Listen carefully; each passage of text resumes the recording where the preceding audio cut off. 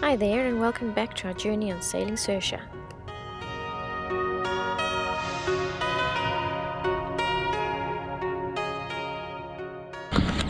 We've got Emil setting up the lines.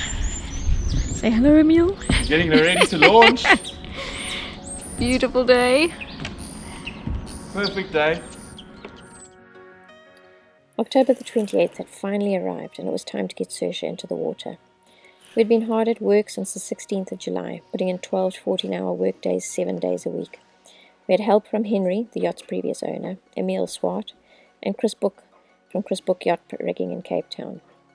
Whilst Chris's business is yacht rigging, he has helped us with all aspects of the refit, from our electrical and plumbing systems, getting the brand new engines commissioned and ready for the launch. He oversaw the loading and the transport of Saoirse to Saldanha, and then was in charge of getting the rigging set up once we hit the water.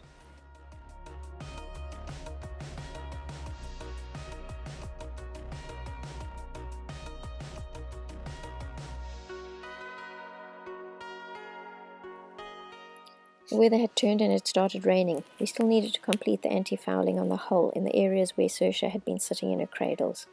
We taped up the areas in an attempt to try and keep them as dry as possible, and managed to get a couple of coats of anti-foul on once she was on the truck. The weather throughout the day changed almost by the minute. We had rain and sunshine the entire day. The actual lifting and transport of the yacht was carried out by Andrew Sickler from Yacht Haulers in Cape Town.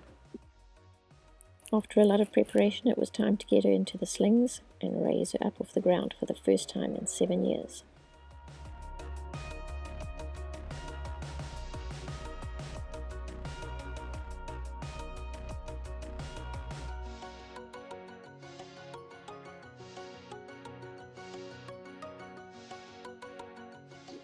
Only someone who's experienced this process would understand the stress levels involved.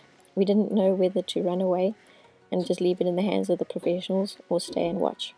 We ultimately decided we needed to stay and watch and experience even the tough part of this journey.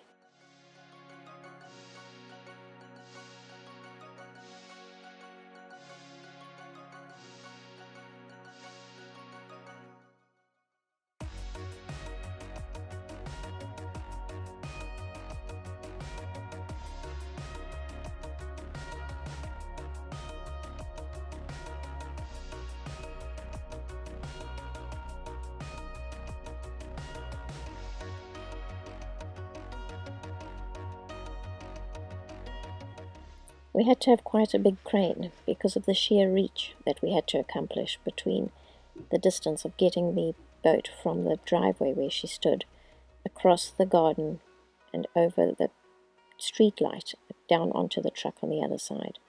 We had about 20 tons of counterweight on that crane at the time.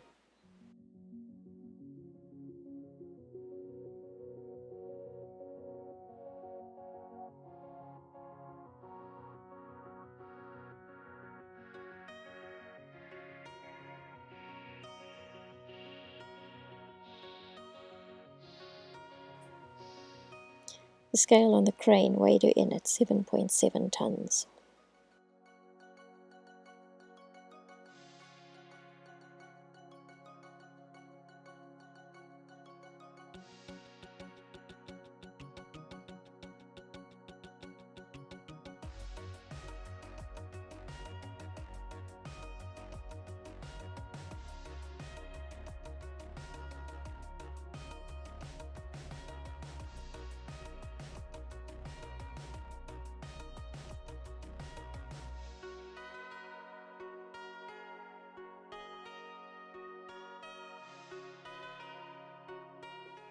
With Chris's supervision, we even managed to get out near 300 kilograms brand new Sparcraft mast fitted in underneath the yacht on the same trailer.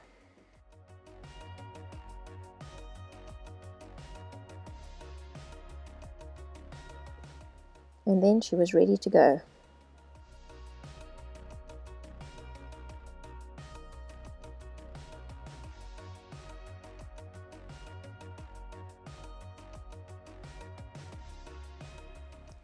It was a 25 to 30 kilometer road trip to get Saoirse from Langebaan to Yachtport at Saldanha, where she was launched. This was made necessary because there were no launch facilities large enough to accommodate Saoirse in Langebaan itself.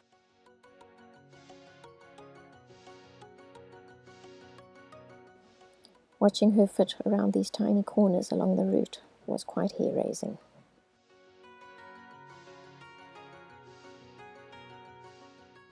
Andrew from Yacht Haulers had seen to getting all the road permits necessary to transport Saoirse, and that obviously came with having a police escort, which really helped keep the traffic out of the way. Saoirse has a beam of nearly 7 meters, so she took up the better part of most roads that we travelled along.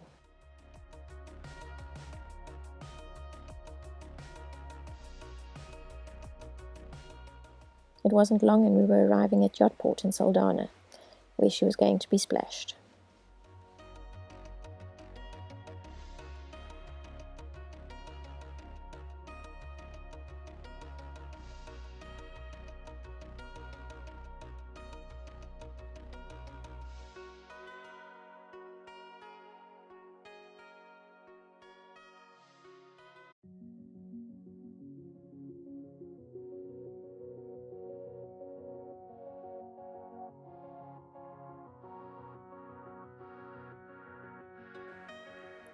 From Andrew's truck, she was raised up onto the travel lift at Yachtport, and then that was what was used to put her in the water.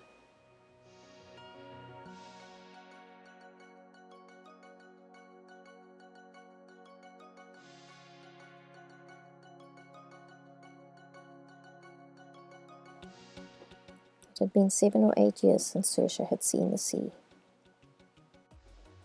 The moment she was lowered down into the water was one of our scariest but most exciting moments of our lives.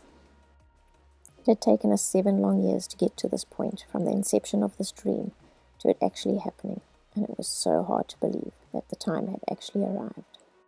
I wish I could put into words the emotions we experienced on this day, the tears shed, and the sheer terror of seeing our home and only possessions being lifted into the air that way, and then dropped into this huge body of water. We had made it. It was a huge milestone on the trip of reaching our dream of sailing around the world.